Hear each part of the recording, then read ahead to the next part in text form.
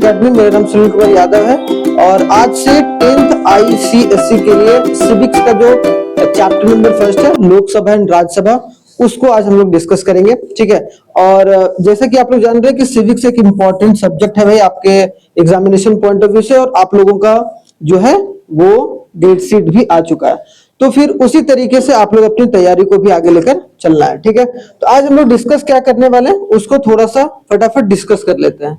ठीक है, कि क्या डिस्कस करने वाले भाई, देखो सबसे पहले इंपॉर्टेंट चीजें होंगी, दो चीजों के बारे में आज डिस्कस करेंगे। उसमें सबसे पहला जो होगा वो लोकसभा, अगर लोकसभा कंप्लीट हो गया तो ठीक है, नहीं तो फिर उसके बाद फिर हम लोग जो है सिर्फ लोकसभा पर ही अटके रहेंगे। फिर अगले जो पार्ट में होगा उसमें राज्यसभा को भी डिस्कस करेंगे।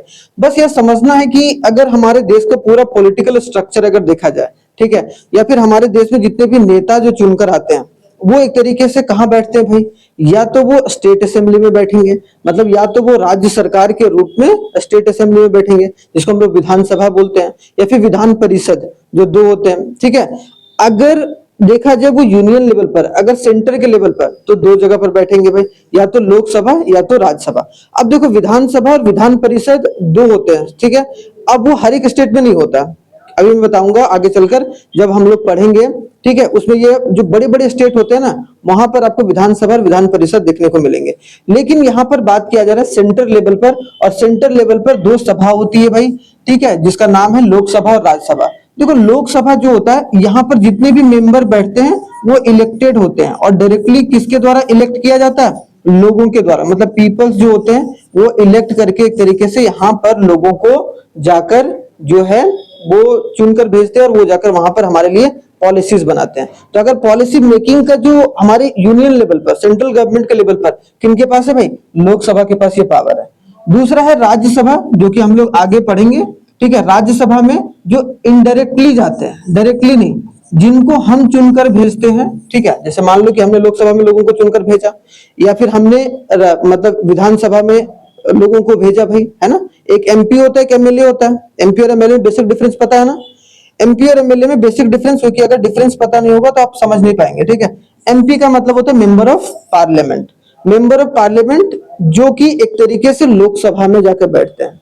ठीक है, याद रखना, जो हमारे देश के लिए पॉलिसी बनाते हैं।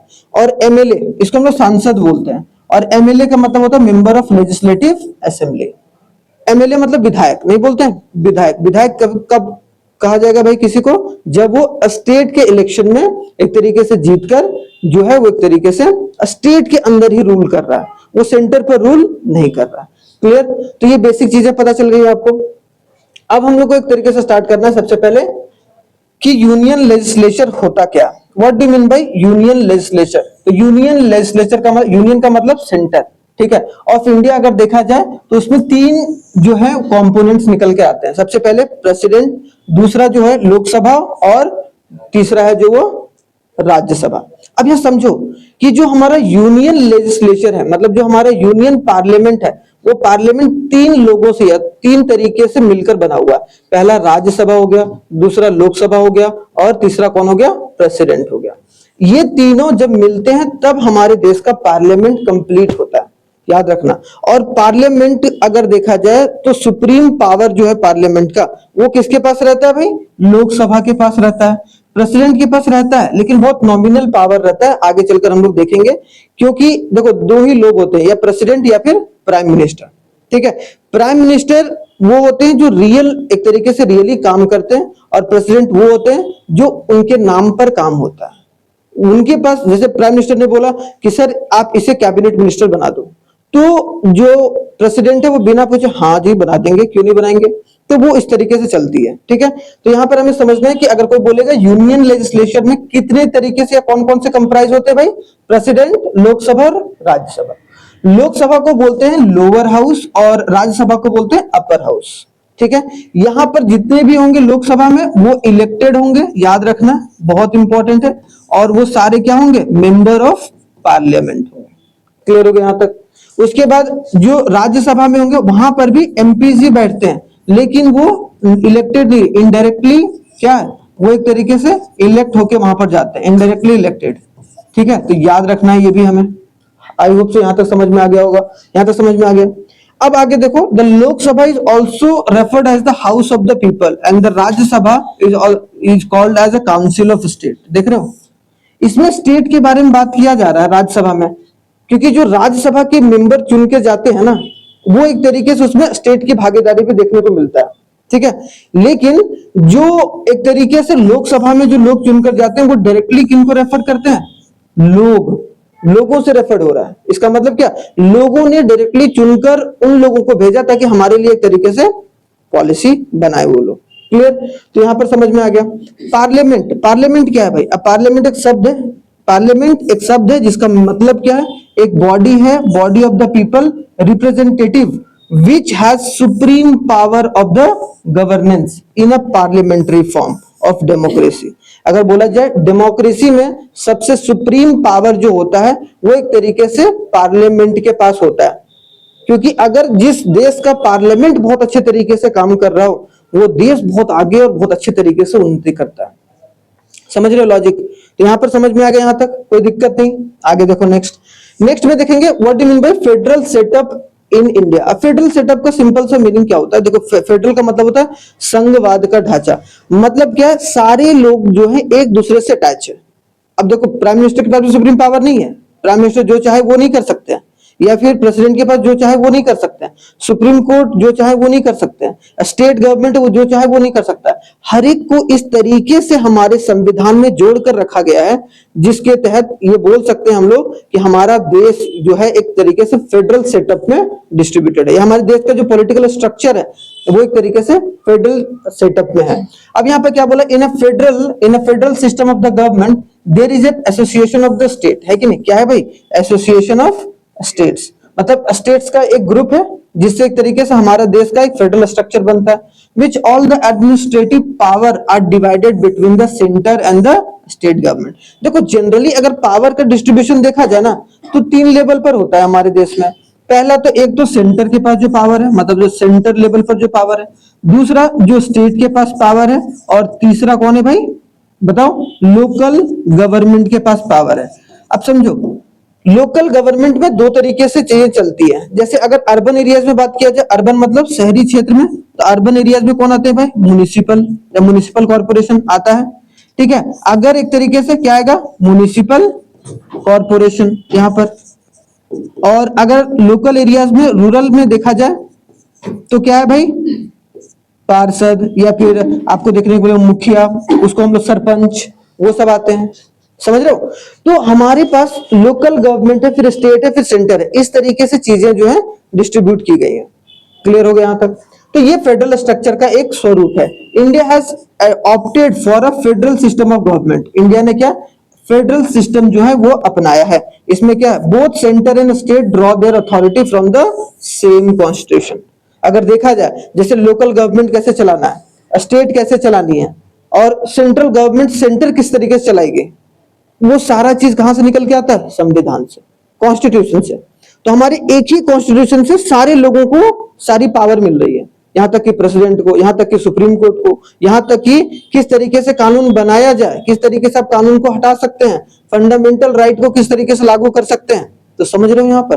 तो चीजें किस तरीके से हमारे देश में या संविधान में किस तरीके से पिरोया गया है। अगर पिरोया गया मतलब समझ रहे हो किस तरीके से बांध के रखा गया है सारे पावर्स को, ताकि कोई अपने आप को एक सुप्रीम लीडर ना समझे, ठीक है, अपने आप को ना समझे कि भाई मैं ही जो हूं, अब मैं जो चाहे वो कर सकता हूं। वैसा कभी नहीं होगा हमारे देश में, क्योंकि हमारे संविधान जो बनाने वाले लोग थे उन्होंने बहुत अच्छे तरीके से बनाया है इसको। क्लियर? इसीलिए हम लोग क्या बोलते हैं कि देखो, अथॉरिटी जो है, मतलब जो पावर है कुछ भी करने का, वो सेंटर और स्टेट के बीच में जो है वो एक तरीके से कहां से निकल के आता है? कॉन्स्टिट्यूशन से। ठीक, कॉन्स्टिट्यूशन बहुत सारे लोगों ने कॉन्स्टिट्यूएंट असेंबली एक बैठाई गई थी जहां से एक तरीके से कॉन्स्टिट्यूशन बना था बाद में। बहुत भीमराव अंबेडकर थे, ठीक है, राजेंद्र प्रसाद थे, जवाहरलाल नेहरू थे, हाँ कौन, हाँ लाल बहादुर शास्त्री, वो सब सारे जितने भी बड़े बड़े पुराने लीडर थे सब एक तरीके से आपको देखने को मिलेंगे। हाँ, जितने भी नेशनलिस्ट हमारे सब मिलजुल कर बनाए, ठीक है। इसमें सबसे हेड जो आपको देखने को मिलेगा डॉक्टर भीमराव अंबेडकर जो थे, वो ड्राफ्टिंग कमेटी के मेंबर थे, ठीक है। तो आई होप सो यहां तक समझ में आ गया होगा।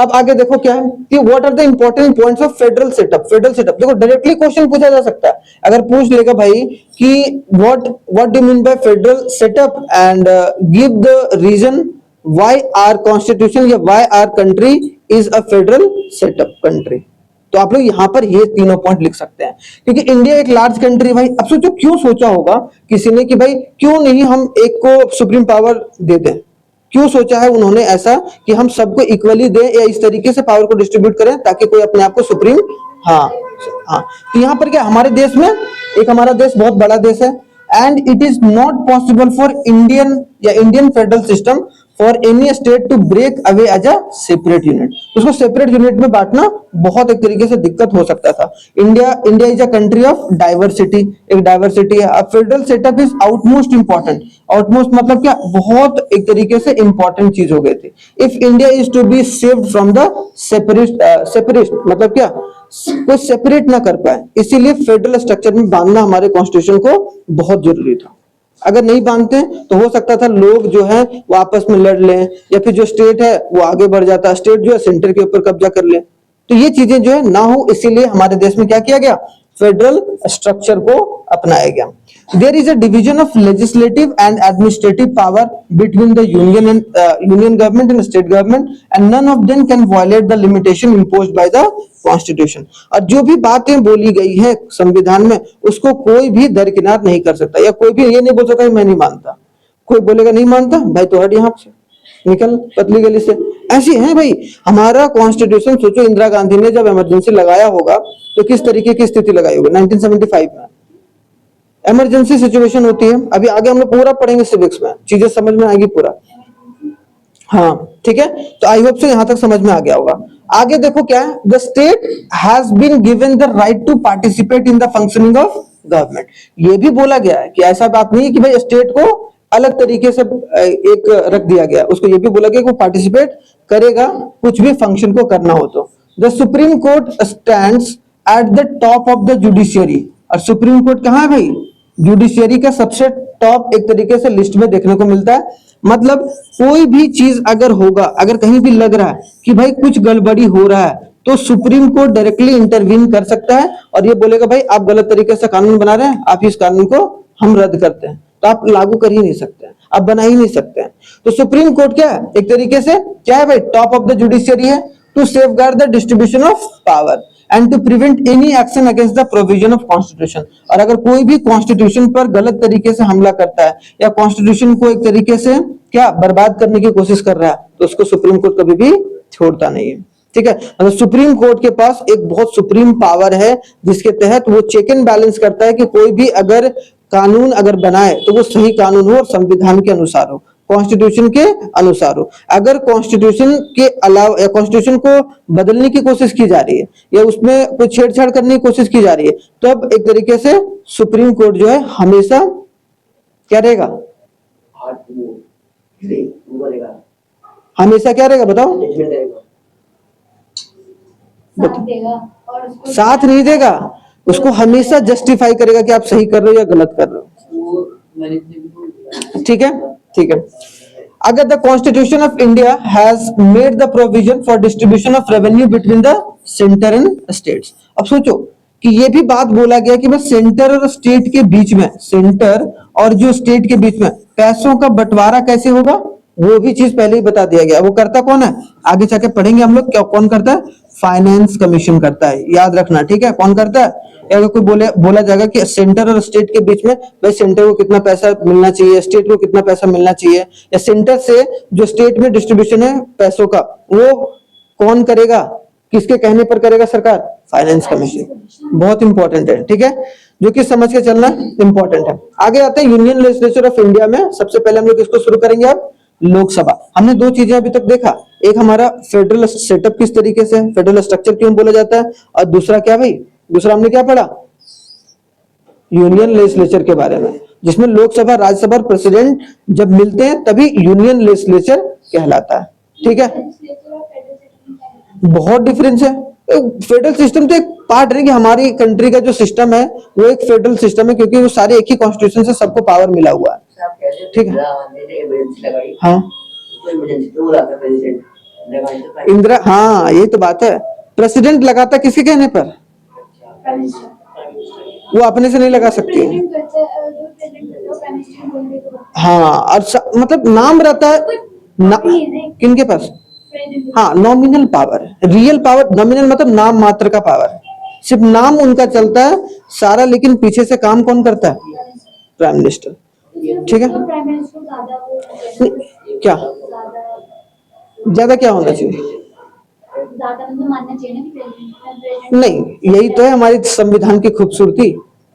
ये प्राइम मिनिस्टर कुछ भी अगर काम करते हैं तो उनको समय समय पर बताना होता है। किनको?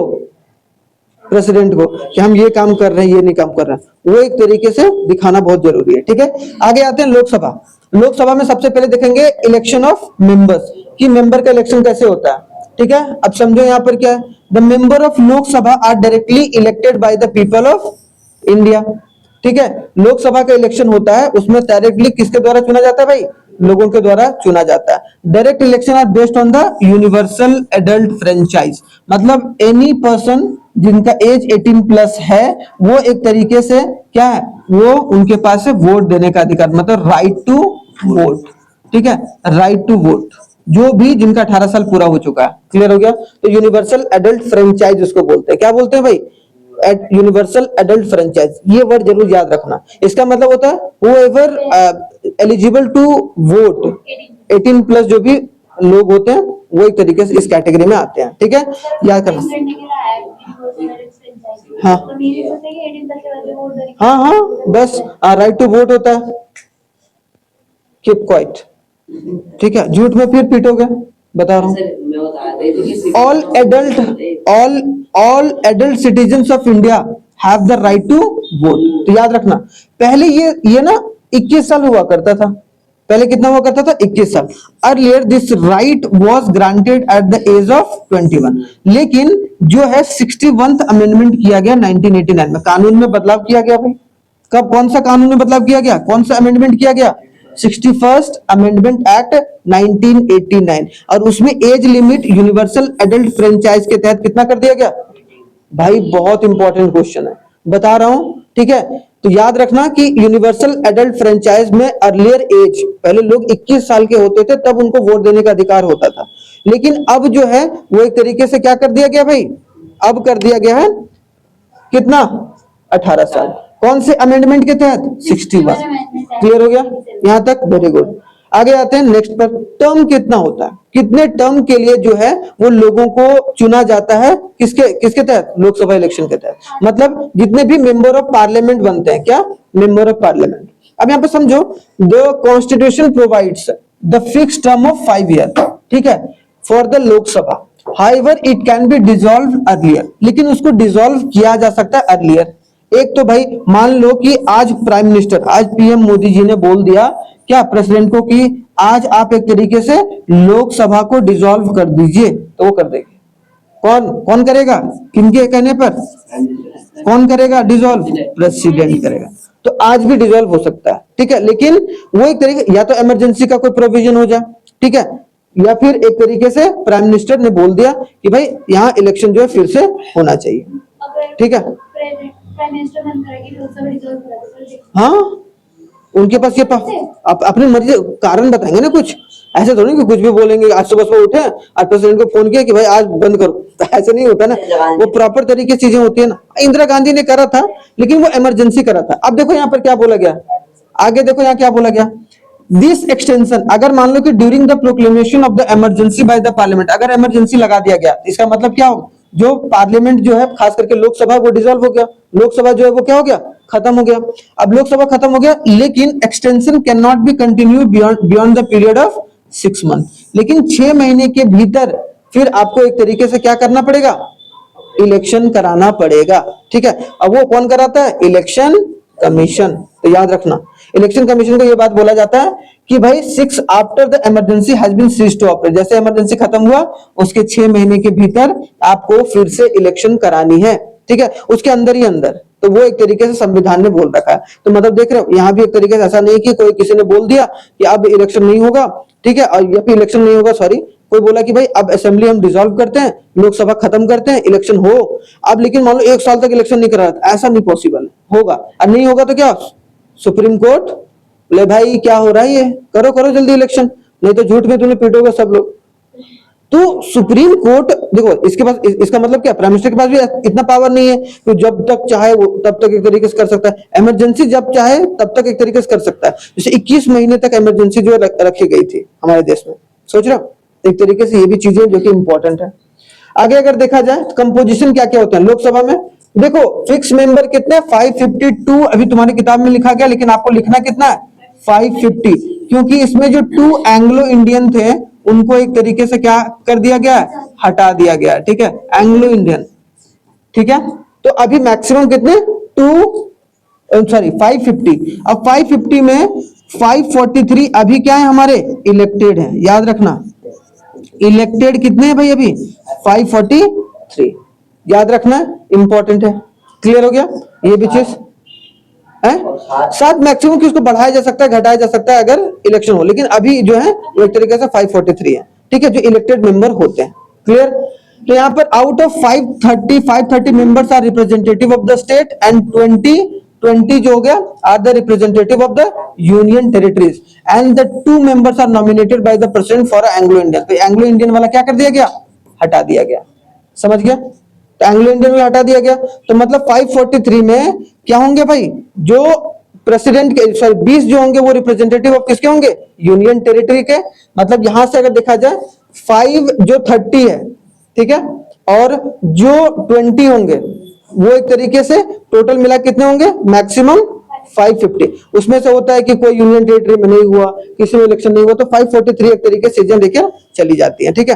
जैसे बहुत सारे, हाँ 5 तो 550 मैक्सिमम है और 543 अभी इलेक्टेड है, ठीक है। किसी किसी में इलेक्शन बाद में होता है, पहले होता है, तो एक तरीके कभी कभी इलेक्शन होल्ड कर दिया जाता है उसमें, कभी प्रेसिडेंट रूल लगा हुआ वहां पर, तो वैसे वैसे चलता जा रहा है, लेकिन 543 इलेक्टेड होने चाहिए, ठीक है। क्या पॉपुलेशन के हिसाब से और बढ़ेगा ना? हाँ अभी बढ़ेगा नंबर। एट प्रेजेंट अगर देखा जाए लोकसभा है 543 मेंबर, आउट ऑफ दिस 5 जो एक तरीके से 30 अभी का स्थिति 530 क्या है भाई, जो रिप्रेजेंट क्या किसको कर रहे हैं, स्टेट को, and 13 are representing the union territory. देख रहे हो, वैसे मैक्सिमम कितने होने चाहिए, 20 होने चाहिए, लेकिन है कितना, 13, समझ रहे हो। तो कुछ यूनियन टेरिटरी में एक तरीके से इलेक्शन नहीं होता है, तो उनको एक तरीके से अभी, क्योंकि वहां पर पूरा स्टेट नहीं बनाया गया, यूनियन टेरिटरी के रूप में वहां पर जो है वो गवर्नर काम कर रहे हैं, इलेक्टेड गवर्नर काम कर रहे हैं, समझ रहे हो। तो ऐसे करके चीजें चल रही है। तो मतलब आपको याद रखना है कि 543 में जो 530 है वो इलेक्टेड है, और 13 मतलब 530 स्टेट से आते हैं, और एक तरीके से 13 कहां पर, यूटी से। और अगर मैक्सिमम पूछे तो 530 और 20 550 होने चाहिए। अभी इलेक्टेड कितने, 543, और 543 में 530 इलेक्टेड है स्टेट से और 13 क्या, यूटी से। समझ में आया, तो वो मैक्सिमम वाला था, ये अभी इलेक्टेड वाला है, समझ में आ गया। तो यहाँ पर चीजें 7 काम है, सिर्फ याद रखना मैक्सिमम से कहां पर, यूटी में। आई बात समझ में, यहाँ तक कंपोजिशन समझ में आया भैया। एक बार नहीं समझ में आया तो फिर से देखो, कितने टोटल मेंबर होने चाहिए, 550 मैक्सिमम होने चाहिए भाई। मैक्सिमम मेंबर कहाँ के, लोकसभा के। ए भैया यही जूता खाना है क्या, ठीक है। लोकसभा 550 में क्या होना चाहिए भाई, 530 जो होना चाहिए वो किससे होना चाहिए, स्टेट से, ठीक है। और आपको 20 वहां कहां से देखने को मिलेगा, यूटी से। लेकिन जो प्रेजेंट है, प्रेजेंटली अभी कितना है भाई, प्रेजेंटली अगर देखा जाए तो 543 जो है वो क्या है, इलेक्टेड है ना, इलेक्टेड है। और 543 में से 530 जो है अभी इलेक्टेड है स्टेट से, ठीक है, स्टेट से। और जो 13 है वो आपको कहां देखने को मिलेंगे, यूटी से। ये स्ट्रक्चर याद रखना हमेशा। और कितने साल के लिए चुना जाता है भाई, 5 इयर्स, बस ये बात याद रखना, 5 इयर्स के लिए जो है चुने जाते हैं। क्लियर हो गया। आगे देखो क्वालिफिकेशन क्या होता है, अगर कोई लोकसभा का इलेक्शन लड़ना चाहता है तो वो उसके लिए क्वालिफिकेशन क्या होगा, जैसे कोई डॉक्टर बनना चाहता है उसके लिए उसको प्रॉपर पढ़ाई करनी होती है, लॉयर बनना चाहता है उसके लिए एक प्रॉपर डिग्री होती है। सेम उसी तरीके से अगर कोई लोकसभा का इलेक्शन लड़ना चाहता है, वो अपने आप को एमपी जो मेंबर ऑफ पार्लियामेंट बनाना चाहता है, तो उसके लिए क्वालिफिकेशन क्या होगा। तो सबसे पहली बात कि वो भारतीय नागरिक होना चाहिए भाई, सिटीजन, इंडियन सिटीजन होना चाहिए। He should be at least 25 years of age. कितने साल का होना चाहिए? कम से कम 25 साल का होना चाहिए। Should not hold any office for profit. Office for profit मतलब कि अगर आप मेंबर ऑफ पार्लियामेंट के इलेक्शन के लिए लड़ने जा रहे हैं, ठीक है, या फिर जीत कर आप आ गए, तो आपको अपनी जो पहले बिजनेस है कहीं पर, वो भी एक तरीके से आपको क्या करना पड़ेगा? छोड़ना पड़ेगा। आप कोई दूसरा पद नहीं ले सकते हैं। पद मतलब कोई आप सीईओ हैं या फिर आप कहीं मैनेजर हैं, ठीक है, आपका एक तरीके से फार्म है, उसका आप डायरेक्टर है, वो सब आपको एक तरीके से क्या करना पड़ेगा? छोड़ना पड़ेगा। ठीक है, समझ में आ गया? मतलब आप सिर्फ एमपी के पोस्ट पर ही रहेंगे, मेंबर ऑफ पार्लियामेंट के पोस्ट के लिए ही एक तरीके से आप चीजें आगे बढ़ा सकते हैं।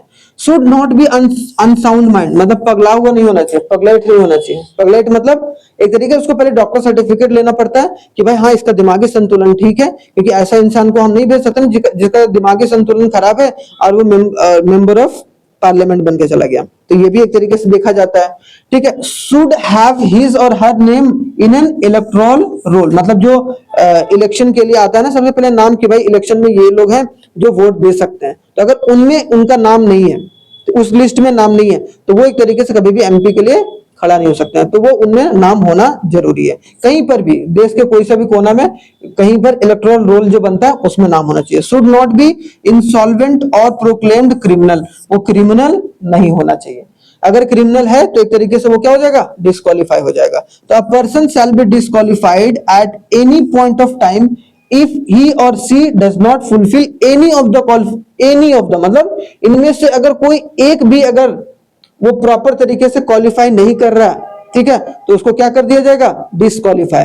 And nobody can be a member of both the houses of parliament at the same time. देख रहे हो, मतलब एक बंदा जो है, मान लो कि एक जो मेंबर ऑफ कहां पर है? लोकसभा, वो मेंबर ऑफ राज्यसभा नहीं हो सकता। समझ में आ रहा है? यहां तक क्लियर हो गया? तो हमें ये समझ में आ गया क्वालिफिकेशन क्या होता है अगर लोकसभा का इलेक्शन जो है वो किसी को लड़ना होता है। ठीक है, यहां तक आगे आते हैं भाई। नेक्स्ट अगर देखा जाए स्पीकर ऑफ लोकसभा। अब देखो स्पीकर ऑफ लोकसभा के पास में अपने आप में बहुत पावर रहता है।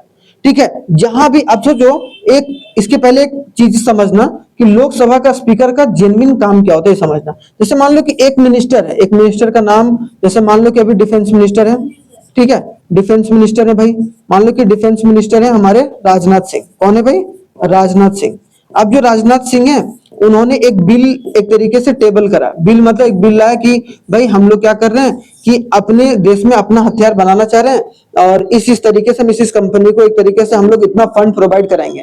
ठीक है, तो डिफेंस मिनिस्टर सारी डिफेंस के चीजों को देखता है भाई, मिलिट्री, एयरफोर्स, ये सब सारे जितने भी होते हैं।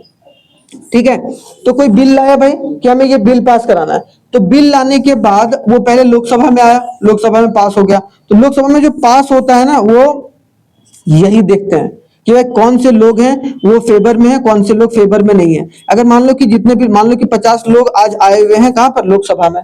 अब लोकसभा में 50 लोगों में इसमें क्या बोला कि 26 प्लस लोगों ने बोला कि हाँ भाई हम हाँ के फेवर में, ये बिल पास होना चाहिए, तो वो बिल पास हो जाता है। तो मतलब वो कौन एक तरीके से ये पूरा कंडक्ट कराता है लोकसभा हाउस को? कौन? स्पीकर ओम बिरला जी जो अभी हैं। The presiding officer of the Lok Sabha is the speaker and he or she has a wide power to maintain the discipline in the house. और वो हाउस में, मतलब लोकसभा में डिसिप्लिन वगैरह मेंटेन रहे, उसके लिए ये प्रॉपर तरीके से कदम उठाकर चलते हैं। With the respect of discharge of the power and the function, the speaker is not answerable to anyone except to the house. कोई भी अगर इसके पावर और फंक्शन से सिर्फ हाउस को वो बता सकता है कि भाई हाँ मेरे से ये गलती हुआ या ये नहीं हुआ। वो अगर कुछ भी गलती होगा तो वो किसको बताएगा? हाउस को। उसके अलावा किसी को कोई आंसरेबल नहीं है। Speaker, the presiding officer of Lok Sabha speaker currently कौन है? ओम बिरला। कब से है? 17 जून 2019 से। कहाँ है? 17 जून 2019 से। हाँ, आगे देखो, फिर से चुना जाता है। Election of speaker, election of speaker जो होता है वो कहां देखने को मिलता है? तो सुनो, जो इलेक्शन ऑफ स्पीकर है उसको हम लोग नेक्स्ट क्लास में डिस्कस करेंगे। तब तक के लिए बहुत बहुत धन्यवाद एंड वेलकम टू स्काइडॉमिक्स।